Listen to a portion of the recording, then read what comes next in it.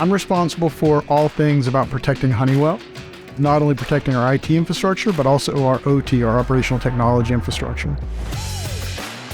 We're here just outside of Richmond, Virginia, in one of our factories where we make Spectra fiber. This site is pretty critical. It manufactures lightweight, high-strength, fiber-based products, which are used for defense and military purposes. Protecting a site like this is important for us. Very often we can't use the same tools that we do in the IT space to manage our OT environment.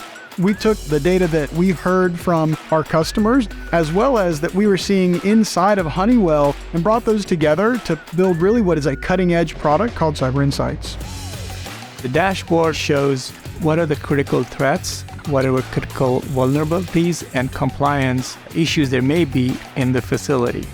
I'm a customer, just like everybody else. We have a very complex environment. We've got small sites, we've got large sites, we've got sites around the world. We have this diverse set of requirements, so if the products work here, they'll very likely work for any of our other customers as well.